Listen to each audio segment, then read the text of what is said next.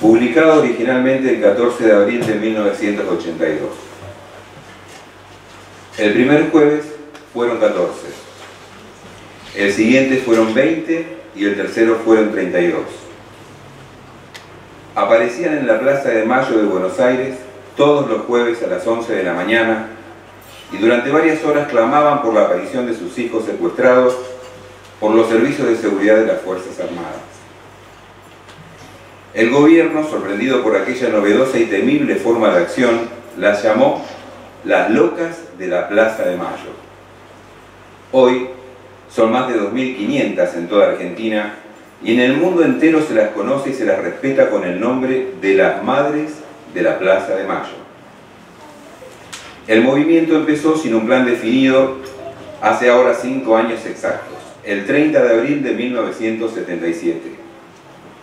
Al principio, la dictadura no sabía cómo proceder, pero a medida que los clamores aumentaban y se fortalecían, fue aumentando también el torniquete de la represión. Las madres eran dispersadas a punta de bayoneta, las encerraban en calabozos inmundos, llenos de orines, de ratas y cucarachas. Pero el jueves siguiente había en la plaza un número cada vez mayor. En cierta ocasión detuvieron a 40 y las hicieron pasar la noche en una celda donde había un joven muerto. El 8 de diciembre de 1977, 3 madres fueron arrestadas durante una manifestación junto con 2 monjas francesas que las acompañaban, y nunca más se supo de ellas. Entonces las madres de la Plaza de Mayo comprendieron que había pasado el punto sin retorno y que solo una organización interna muy sólida y un buen respaldo mundial podían ponerlas a salvo del salvajismo de la dictadura. Fue así como se concretó la Asociación de Madres de la Plaza de Mayo el 14 de mayo de 1978, que todos los jueves a las 11 de la mañana, con lluvia o con sol, se manifiesta a gritos pero sin violencia frente al Palacio de Gobierno y que ahora tiene una delegación que viaja por el mundo entero en busca de solidaridad. Nunca, desde su primer día, han sido recibidas por ningún funcionario de alto nivel. En Argentina hay unos 4.000 presos políticos identificados y localizados, de 15.000 que han pasado por las cárceles desde 1972. Se calcula que en los combates hubo unos 5.000 muertos de las guerrillas. A fines de 1980, Selecciones, la revista, calculó que las bajas oficiales ascendían a 650.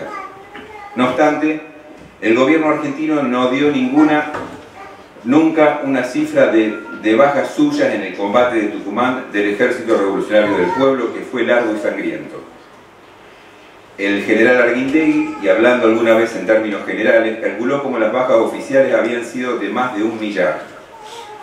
El almirante Emilio Macera, que había sido miembro de la Junta Militar en la época más bárbara de la represión, calculó a la Topa Tolondra que las pérdidas totales habían sido unos 50.000 muertos.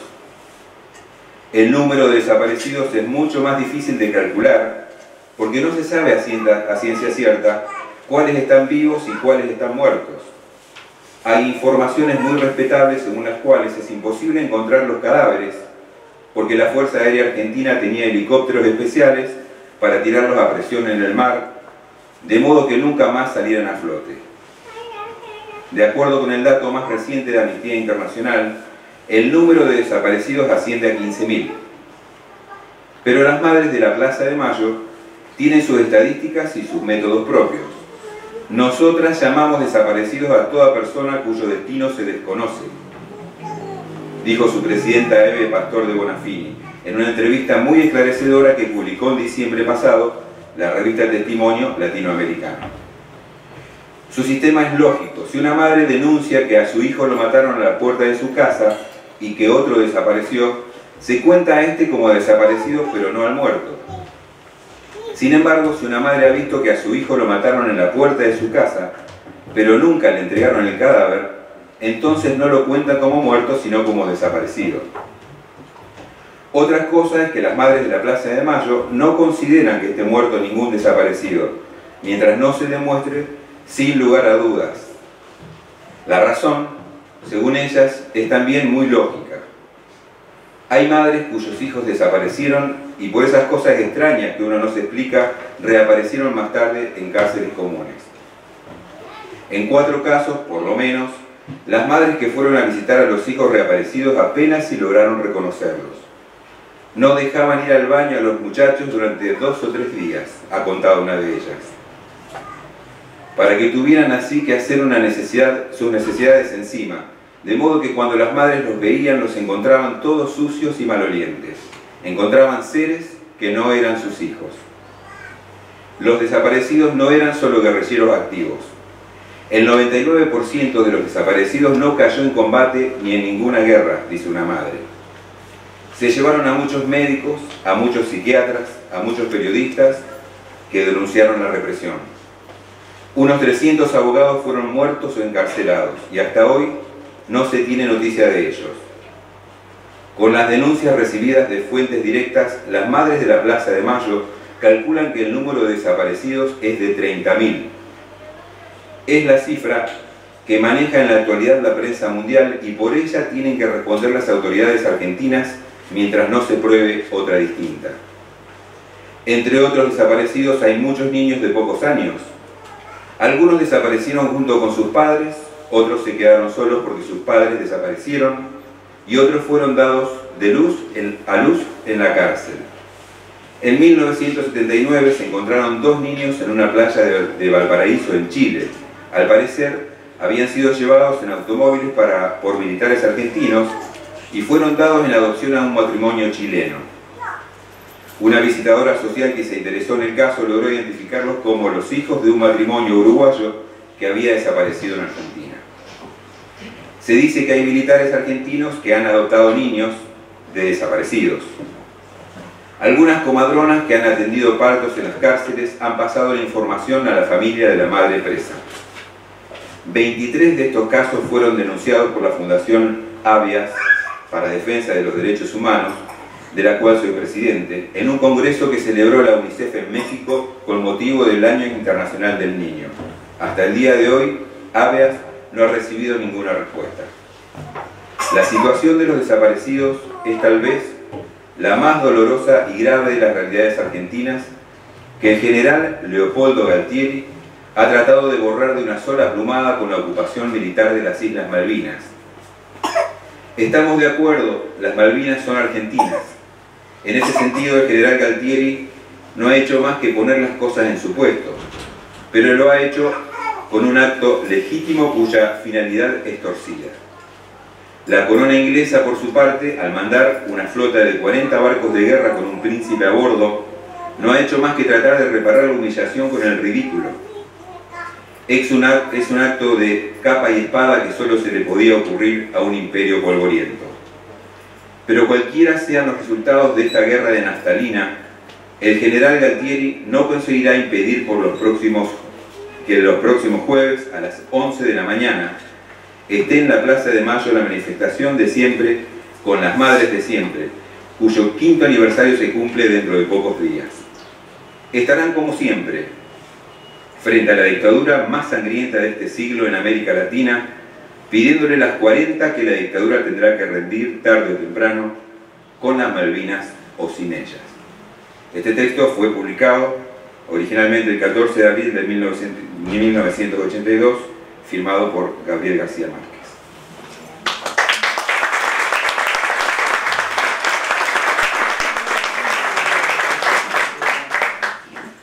Buenas tardes, bienvenidos, bienvenidas.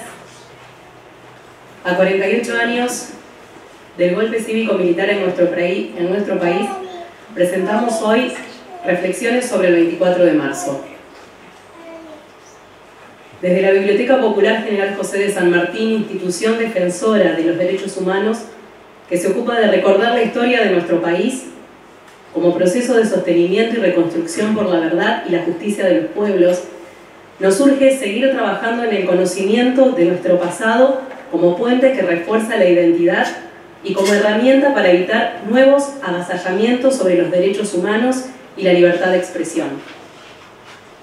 Creemos necesario en esta coyuntura social, política y cultural volver a poner en voz alta cuestiones que ya creíamos zanjadas. ¿Por qué insistimos con la cifra de los 30.000?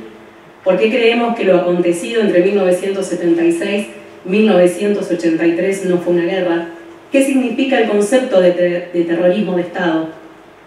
Estas son algunas de las preguntas que se intentan responder con la intención de acercarnos a un tema complejo y doloroso que provoca una herida social que aún permanece abierta. Sabemos que el 24 de marzo de 1976 las Fuerzas Armadas protagonizaron en la Argentina un nuevo golpe de Estado. Como su nombre lo indica, el proceso de reorganización nacional buscaba rediseñar la sociedad en su conjunto, transformarla en el plano político, económico, social y cultural. La dictadura se propuso así eliminar cualquier oposición a su proyecto refundacional. La profunda transformación de la estructura económica implicó la desarticulación y liquidación de la pequeña y mediana industria en favor de los sectores exportadores agropecuarios e industriales nucleados en torno a los grandes grupos económicos y especialmente a los sectores financiero-especulativos. El uso y la diseminación del terror como forma de disciplinar a toda la sociedad fueron los instrumentos utilizados para llevar a cabo tal fin. La palabra desaparecido, tanto en Argentina como en el exterior, se asocia directamente con la dictadura de 1976, ya que lo que distinguió a esta dictadura fue algo que ninguno de los regímenes previos practicó: la desaparición sistemática de personas.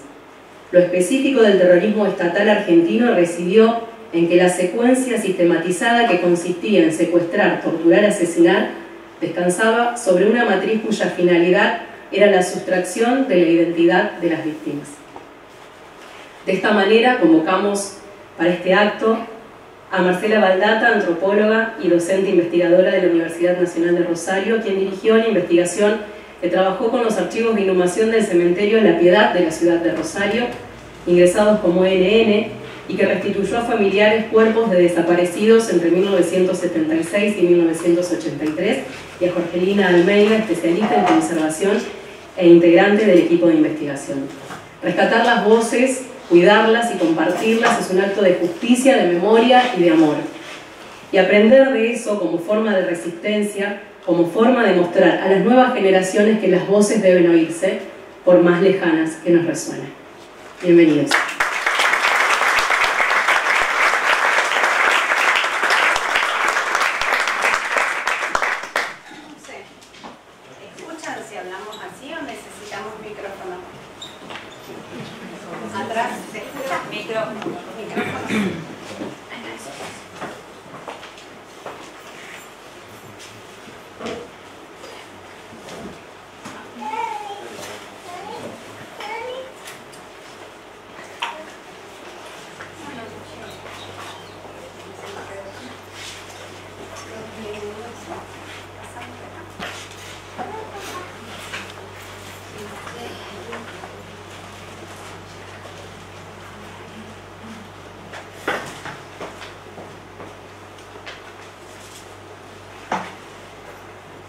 Me parece que no sabemos usar la tecnología. ¿Nos pueden dar una manito con este? Con el pasador.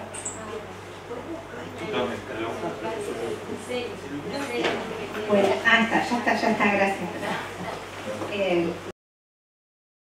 Bueno, buenas tardes a todos, gracias, hermoso volver a este lugar, gracias por la invitación, a nosotros la verdad que nos enorgullece poder seguir contando esto que fue terrible para nuestra propia investigación, pero que tiene su momento de gratitud, que es, como bien dijeron recién, la restitución de los restos. Digamos, ninguna investigación, sabemos desde lo académico, ninguna investigación es en vano, aunque hay una tendencia a desmoralizar a los investigadores en el sentido de que las investigaciones no son importantes, por lo menos en este país, en este momento.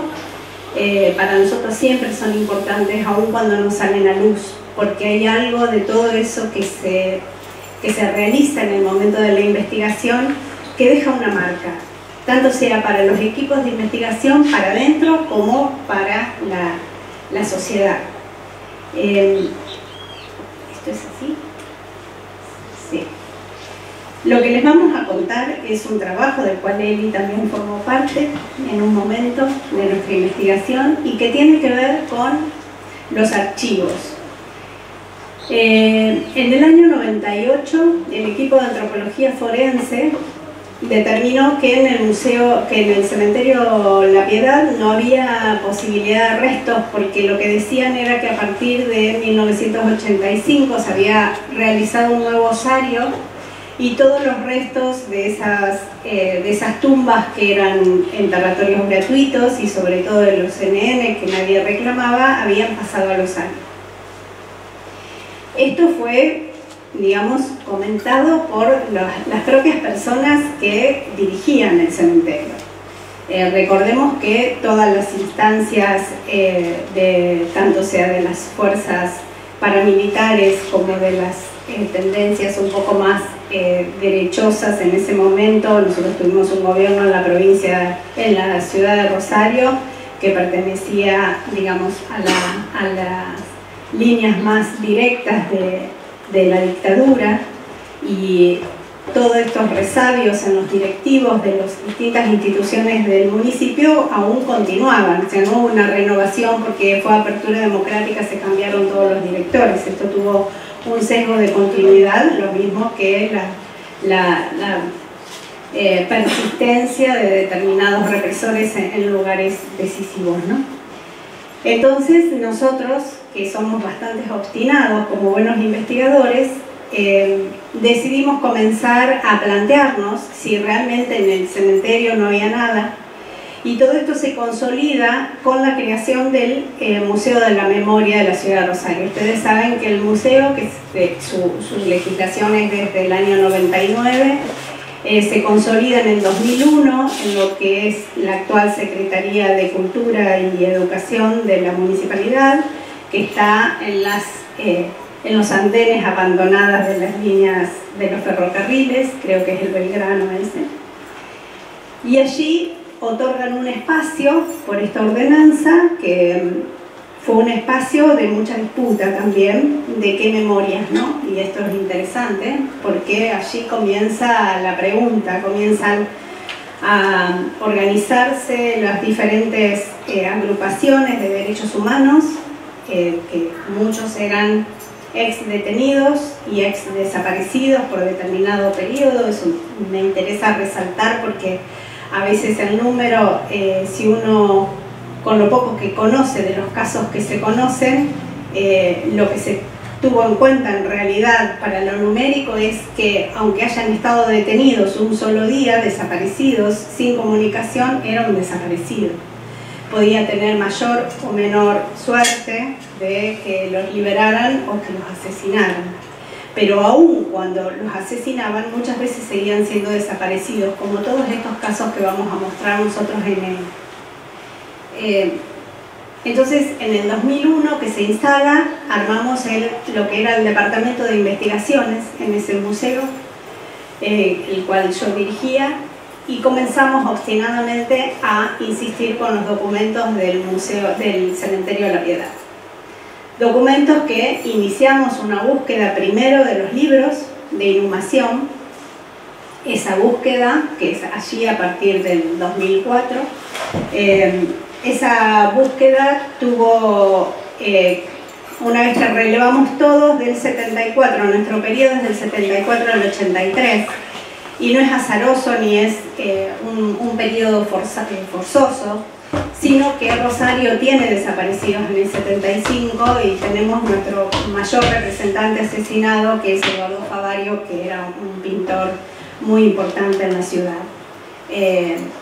Digamos, donde ya comenzaban a operar, también lo tenemos a Tacuarita Brandaza, digamos, hay muchas situaciones previas, y porque también consideramos que hay toda una línea de continuidad ya con prácticas que no son por supuesto las que luego comete la última dictadura, ¿no? Tan nefastas y de tanto terror, pero sí había gérmenes, así como también Rosario, saben que fue en el 69 el Rosariazo, tuvo sus momentos importantes, pero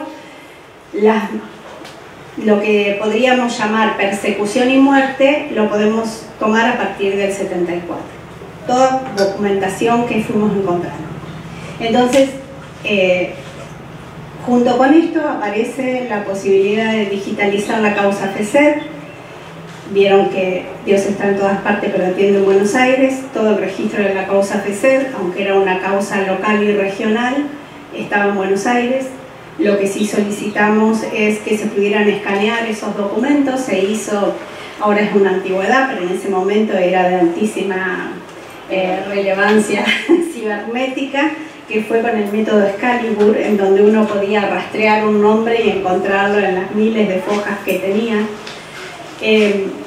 Hicimos todo ese proceso y comenzamos, además del relevamiento del museo, una sistematización. Tampoco teníamos cámaras que podíamos sacar, o celulares que podíamos sacar fotos, así que todo era mano alzada. Lo que les estoy diciendo que parece ya una antigüedad, pero no hace tanto tiempo, ¿no? En el 2004 se ve solamente 2 décadas. Se relevaron todos los diarios que había en la hemeroteca, en donde lo que circunscribíamos era todos los, en los policiales, en la sección policiales, todo lo que tenía que ver con enfrentamientos, aparecían como enfrentamientos, entre comillas. Esos enfrentamientos, una vez que los sistematizamos y que sistematizamos de La Opinión, de La Capital y otro diario, La Tribuna, de los 3 diarios, una vez que tuvimos toda esa información, comenzamos a hacer el entrecruzamiento de datos. Entonces, nos encontramos por un lado con los registros de inhumados, todos por muerte violenta. Separamos los que estaban ingresados por enfermedad. Ustedes saben que el concepto de muerte, hay 2 conceptos de ingreso a los registros de inhumación. Uno es enfermedad y otro es muerte violenta. Pero dentro de muerte violenta también pueden ser los accidentes. Los accidentes automovilísticos también, o domésticos, también ingresan como muerte violenta. La clasificación, clasificamos de esto 2 líneas. Los NN, que estaban los NN y los que estaban registrados con nombre y apellido. Y luego analizamos el registro de procedencia, es decir, de dónde venían esos documentos. Entonces nos empezamos a encontrar con esta parte que nosotros llamamos el lado oscuro de la administración de la muerte, porque nos empezaron a aparecer en esos boletos. Ahora les muestro uno, este es el boleto. Nos empezaron a aparecer ciertas cuestiones que nos puso en alerta. Uno es, digamos, quién llevaba los cuerpos, quiénes entregaban los cuerpos en el cementerio, ¿no? Para ser inhumados. Este es un boleto de inhumación que no siempre se hacía en el cementerio. O sea, muchas veces llegaban ya con el boleto. Entonces, en esto tenemos un sargento. También tenemos el nombre de la persona que produce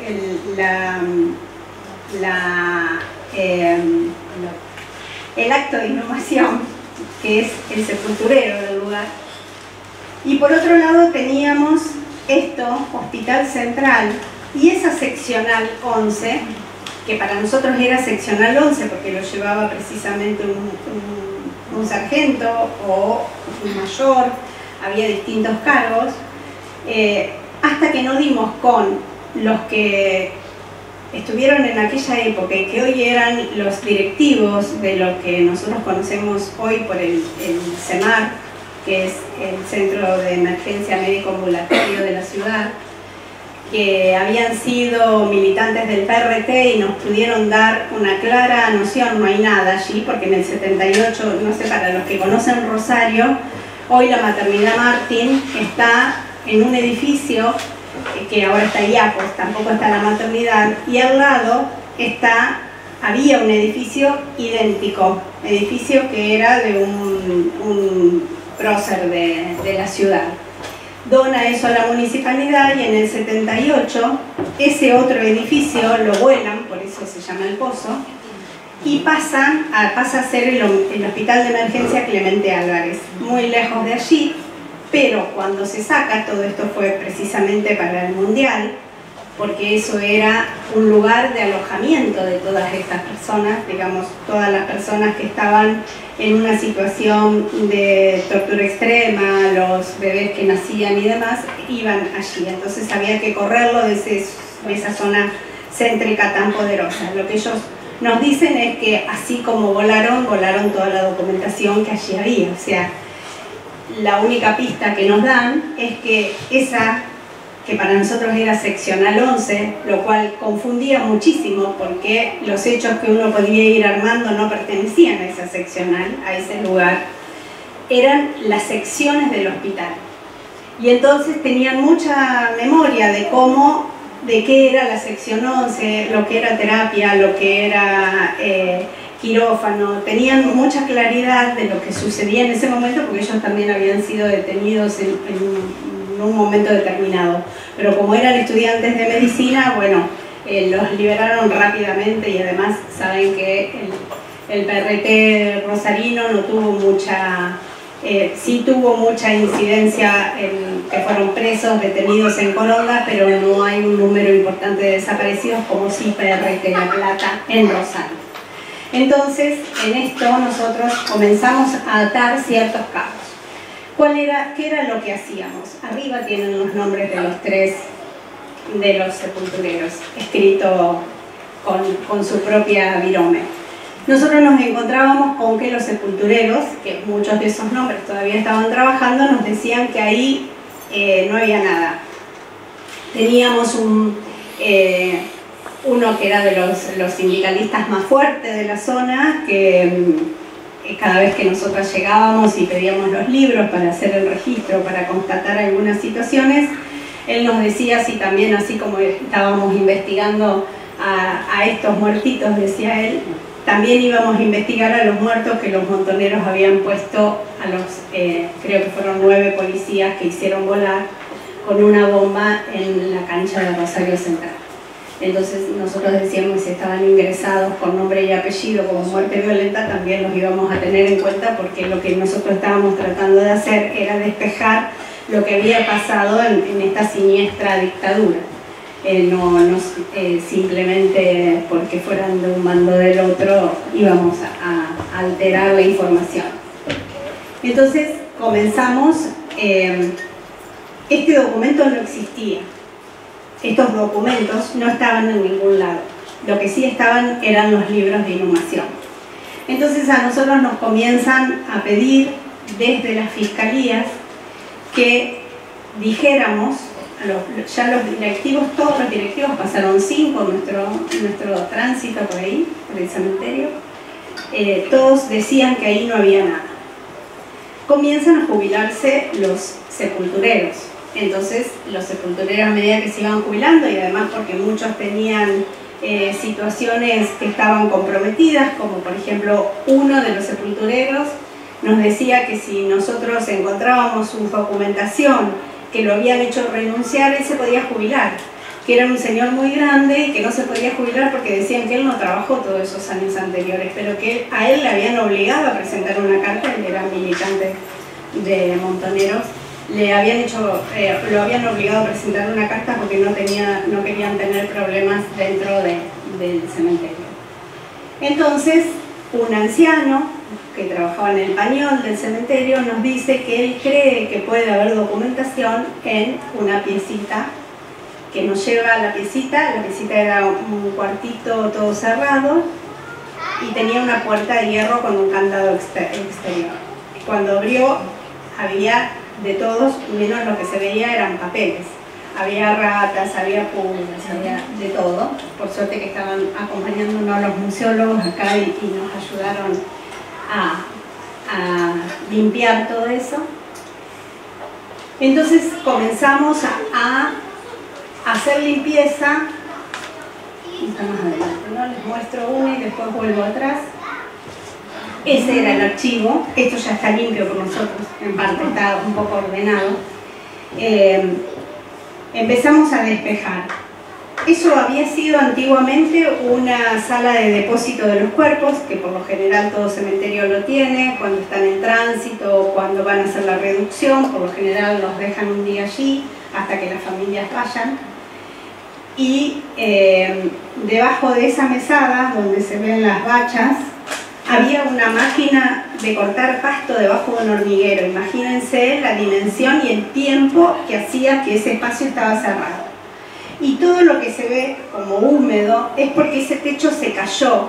Hicieron un techo nuevo, pero nunca despejaron el techo anterior que estaba sobre todos los papeles. Allí encontramos, para los que les gustan los archivos, allí encontramos uno de los primeros libros de inhumación del Cementerio de la Piedad, que está con papel Biblia y escrito con pluma, con una caligrafía espectacular, en 1891. Con un incunable, digamos, un documento histórico, y sin embargo ahí también metido entre toda esa... por suerte estaba dentro de uno de esos muebles, entonces se conservó un poco más. Lo que hicimos fue limpiar entonces todo ese espacio. Era imposible estar por la cantidad de ácaros, así que sacábamos afuera, nos sentábamos en la veredita de las sepulturas, y allí limpiábamos, acomodábamos, y logramos entonces armar, una vez que encontramos los boletos que iban desde 1945 hasta 1990 en ese archivo, separamos todo lo que tenía que ver con lo administrativo. Allí hicimos otra limpieza, encontramos la carta de este señor, que por suerte se pudo jubilar, y empezamos a encontrar una documentación valiosísima, que eran los boletos de inhumación. ¿Qué es lo que buscábamos en el boleto? ¿Qué pista nos daba el boleto? Que en algunos espacios del libro, escrito con rojo, y así nos lo decían los sepultureros, eran personas que ellos no habían exhumado, y que el argumento de la exhumación era precisamente que tenía partes blandas, entonces no lo podían hacer. Lo que nosotros queríamos era constatar alguna prueba fehaciente que allí podían estar, porque lo que dice el boleto, habrán visto que es el uso es por 2 años, y luego supuestamente hay que sacarlo para que pueda usar otro ese lugar. Entonces lo que nosotros nos planteamos es si allí, porque no había ninguna posibilidad de exhumar, este era el problema mayor, ¿no? Necesitábamos encontrar alguna pista para que se pudiera ingresar y exhumar, o ingresar y frenar la cuestión de las exhumaciones para otros enterratorios. Vieron que en Santa Fe se encontraron superpuestos los cuerpos, o sea, Santa Fe no es que se exhumaban, sino que se iban enterrando arriba, entonces en una misma sepultura había 3 cuerpos. Se suponía que no era el caso de acá de La Piedad. Hicimos, sí, que ahí me parece que él también intervino, toda una búsqueda y una sistematización de lo que es el digesto municipal. En el digesto municipal del 74 al 83 también, buscamos que hubiese alguna modificatoria en la norma. No había modificatorias, entonces teníamos un elemento importante. Hicimos esta planificación de cuántos NNs estaban, cuántos ingresaban. Esto es un solar, ¿no? Este solar es uno de los solares más importantes dentro de esta documentación, y todo lo que ustedes ven, fíjense el movimiento que tuvo durante ese periodo, y miren acá al costado lo que hacíamos a mano, cómo estaban ingresados, en qué fecha estaban ingresados con NN, cuál era el solar que le otorgaban, de dónde venían, hay toda una coincidencia, y el acta de defunción, qué número tenía, que no se alcanza a ver acá. Entonces comenzamos a trabajar con las coincidencias entre nombre y apellido, de lo que era, ese es el solar 75, con nombre y apellido. Estos son todos los boletos ya limpios. Así los ordenamos.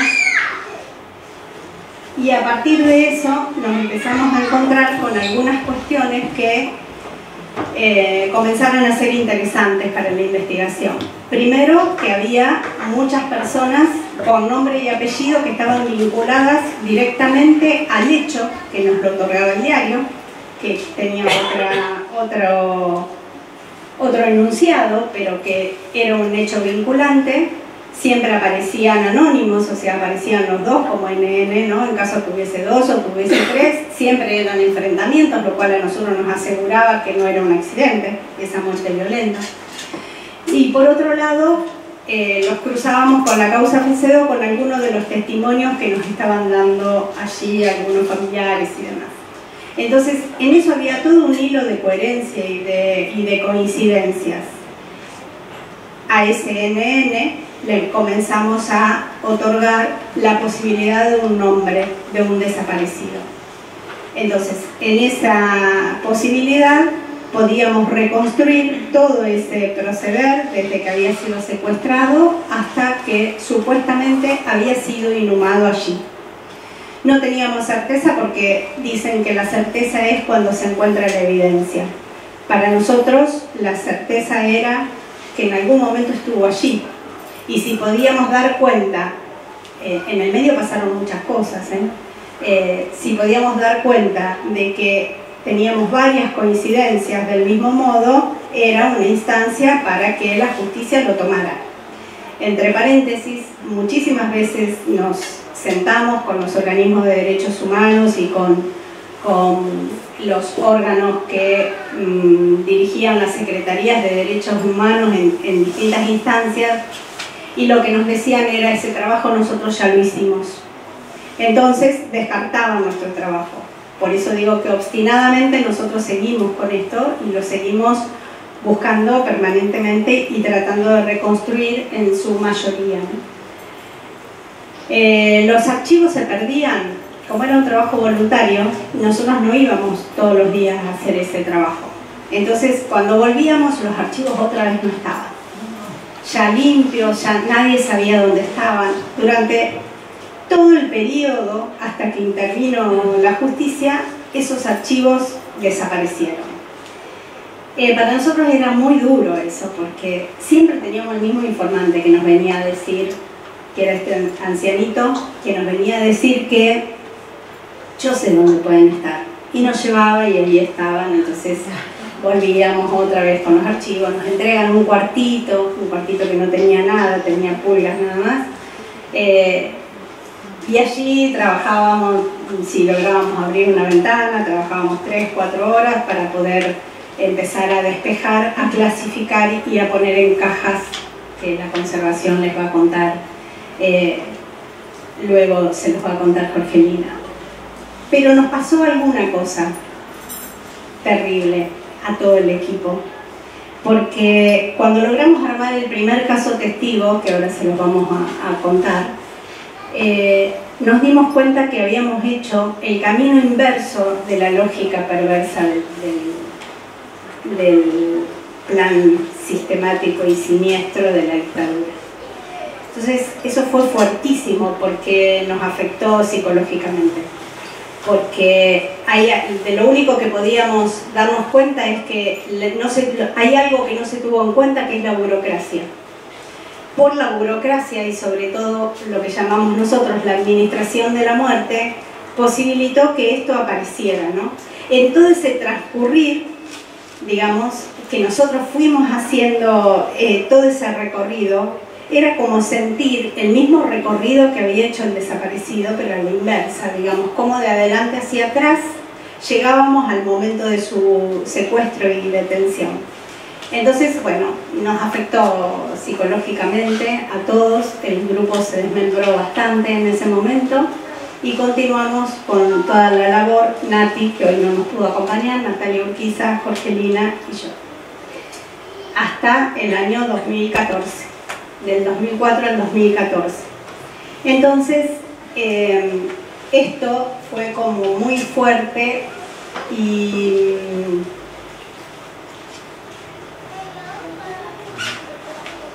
esto ya lo dije, perdón, y voy al caso testigo. Nos quedó arriba un cuadrito que estuvimos en otra biblioteca, no les pegamos, perdón, no les pegamos el logo de ustedes, que me tocaba hacerlo a mí y me olvidé, no lo hice. Cuando armamos este caso, que fue el primero, es esto, lo hago circular. Yo no sé si lo conocen a Germano, al fotógrafo, a Gustavo Germano. El primer caso que armamos fue el del Moncho, que es un caso interesantísimo de un joven de Montoneros que viene de Diamante, Entre Ríos, se vincula, era muy jovencito, se vincula a un grupo de operaciones muy fuerte en el que está también María Cristina Pagnanelli, y por María Cristina Pagnanelli pudimos reconstruir que la tumba de él podía ser la 242 del Solar 75. A partir de eso y de la reconstrucción que hicimos, argumentadas con toda la documentación y demás, su hermano, Guillermo, era el secretario de Derechos Humanos de Paraná. Entonces le informamos que teníamos una documentación, si a él le interesaba verla, llega con sus abogados, que eran abogados de hijo, analizan la reconstrucción y coinciden con que todo eso es factible y que es muy probable. Y les genera muchísima emoción porque el caso de Eduardo fue un caso emblemático en la ciudad que aparece en Gani Vila Ortiz, fue uno de los testigos claves en ese caso. Los ponen a los chicos que estaban en el servicio de informaciones, secuestrados en fines del 76. En el principio del 77 los ponen en un auto donde les hacen explotar una bomba y que ellos, digamos, lo que dicen los diarios es que venían armados y les explotó la bomba, pero los ponen en un tubo, en realidad, en un tubo, y los hacen volar. Lo que cuentan los vecinos y lo que cuentan los testimonios después de la apertura democrática es que todos sus restos estaban esparcidos en una calle muy importante que es Boulevard Argentino, una zona muy de viviendas de la clase media alta en la ciudad. Entonces, esa familia pensó que no había posible lugar de inhumación, por lo que dicen las noticias, ¿no? Y por lo que ellos creían, que además ellos sabían que ese era Eduardo, el que había volado junto con María Cristina. Entonces, bueno, nunca hicieron nada en función de eso. Cuando nosotros reconstruimos toda la situación, él decide traer a su familia, que estaban todos viviendo en España, y hacen un ritual de inhumación que nos piden a nosotros que acompañemos. Nosotros, obviamente, menos viniendo de la antropología, sabemos que lo que implica, ¿no?, la ritualización de la muerte y la posibilidad de que, aunque no esté, ese era un posible lugar. Vino su mamá, que tenía en ese momento 83 años, y vino Gustavo, que es el fotógrafo. Entonces, en ese marco, digamos que no importa si están, pero lo importante es que sabemos a dónde los dejaron y sabemos que los dejaron, que no están desaparecidos. Podemos empezar a pensar otra cosa. En el medio hubo toda una situación de unos cuantos años atrás que se habían intercambiado por error, digamos, en la estrategia de investigación se habían entregado cuerpos que no correspondían a las personas. Entonces, bueno, fue como bastante problemático la piedad. Entonces era mucho más insistente, no, acá no que no se intervenga. Entonces Guillermo decide iniciar la querella, y eso para nosotros fue la puerta a que continuemos con todos los otros casos, porque la posibilidad, nos habíamos repartido los casos entre nosotros en esa reconstrucción como para empezar a dar algún dato. Bueno, así como los archivos estaban desaparecidos para la historia, esta investigación que les cuento no existe. No existe porque lo que aparece es la intervención del equipo de antropología forense, contando esta historia que no es la nuestra. Pero mientras el equipo de antropología, que se habían negado siempre a intervenir ahí porque ahí no había nada, excavaban, nosotros estábamos con los papeles armando la posibilidad de toda esta documentación. De esa forma decidimos documentarlo, y está en este libro, que es un libro de antropología de un profesor que ha sido nuestro maestro, por lo menos el mío y también en parte el de Eli, fue el director de tesis, me parece, ¿no, Eli? Sí. De Juan Mauricio Renault, que todo esto está dedicado a la memoria de una u otra forma, así que los dejo para la biblioteca, una donación, y este también es un libro de mi producción, pero no tiene que ver con donación de órganos, tiene que ver con desaparecidos, quedan para el archivo de ustedes. Entonces, lo que nosotros nos interesaba era que, de algún modo, si se podía dar intervención, permitiera que se exhumaran esos lugares. Porque uno de los testimonios de los sepultureros, que es el más fuerte, nos contaron muchísimas cosas, pero el más fuerte es que cuando ellos van a exhumar, se encuentran con que dentro había un esqueleto y el esqueleto de un bebé. Entonces eso podía dar, y que ellos no lo sacaron, lo dejaron, eso podía dar paso a uno de los tantos bebés que se estaban buscando, ¿no? De los niños desaparecidos también. Entonces, nosotros sabíamos, los sepultureros se fueron muriendo, todos, no quedó ninguno para dar testimonio, pero sabíamos que sí, esta posibilidad de que se exhumara iba a hablar mucho más de lo que nosotros habíamos hecho. Y así fue. El EAF en ese momento exhuma 128 tumbas, fueron identificadas alrededor de 30 hasta la actualidad. Hace muy poquito, que trabajamos mucho con un caso de Mónica Wolfling, apareció también, fue reconocido porque tiene muchos familiares que están vivos y que han dejado sus bancos de datos, su banco genético, ¿no?, de datos. Y bueno, y efectivamente a Eduardo estaba en el Solar 75, en la tumba 242, donde habíamos dicho, y es el primer, digamos, ese fue un caso testigo para nosotros y el primer caso testigo de restitución, que fue muy importante también.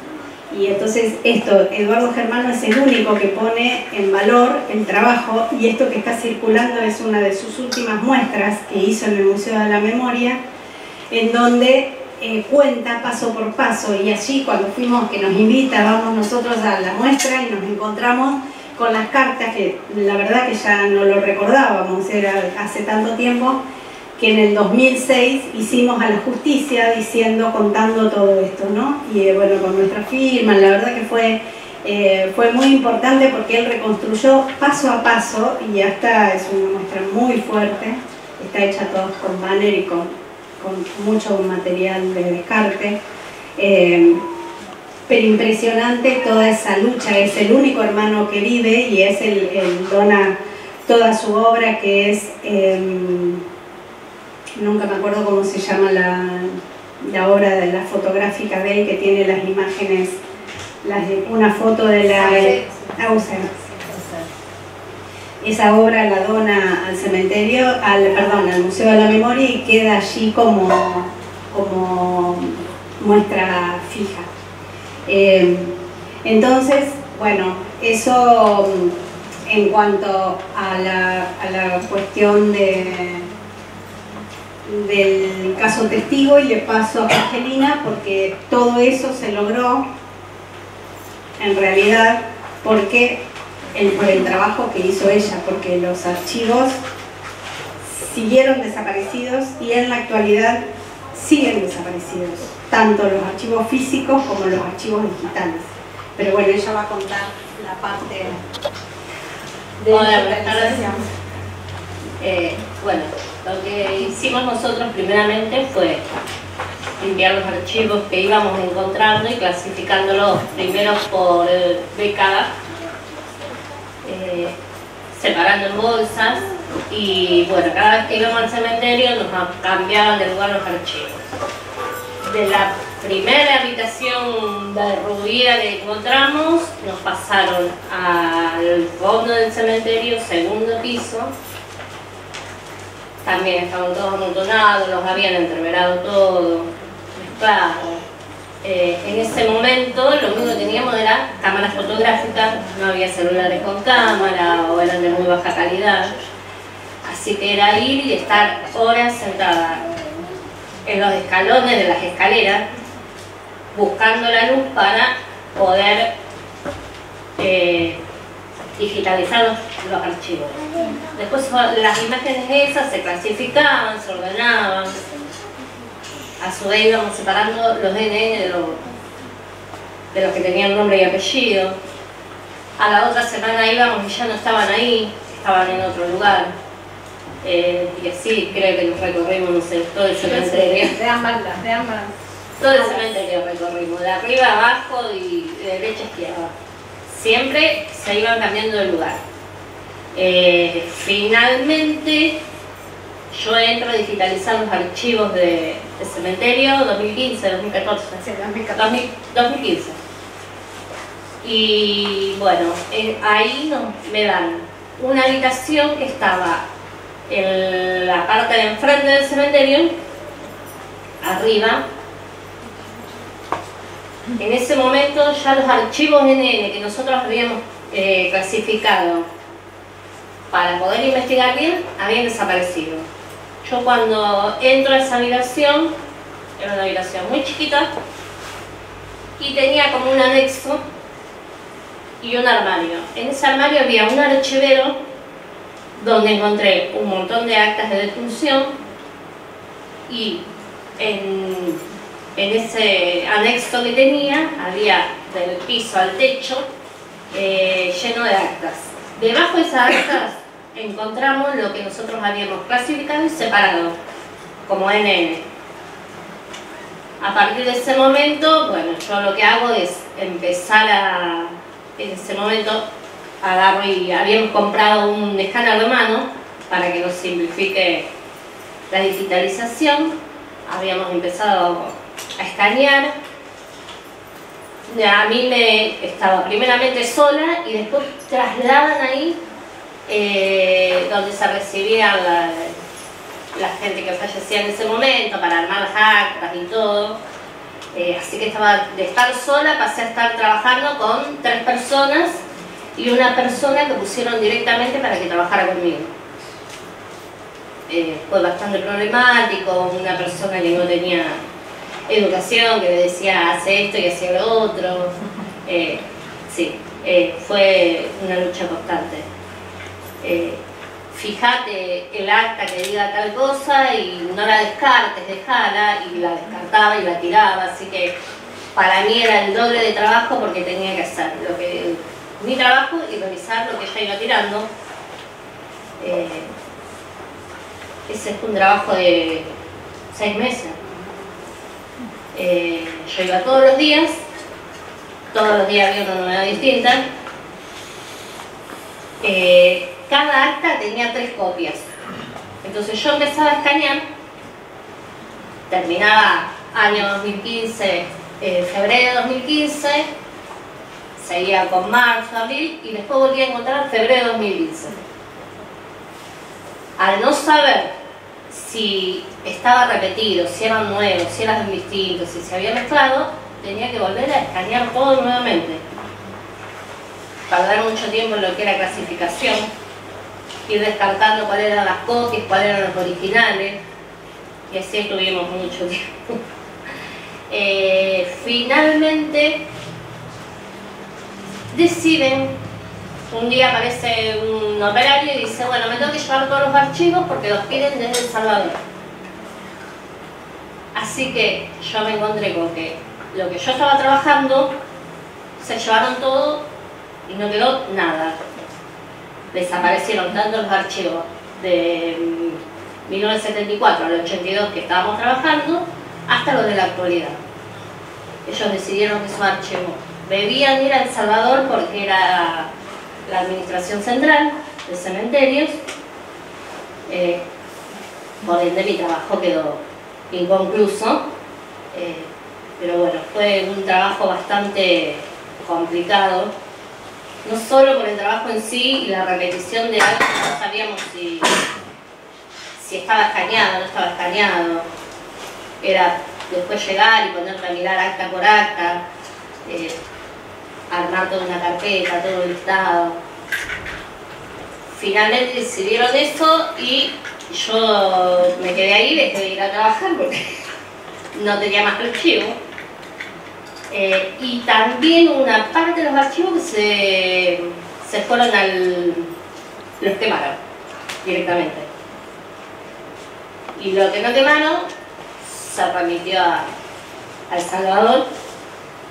Así que bueno, siguen desapareciendo. importante esto de la digitalización. Dos cosas. Una, que quedó en una computadora todo el archivo y en un pendrive. Tampoco está la computadora ni está el pendrive.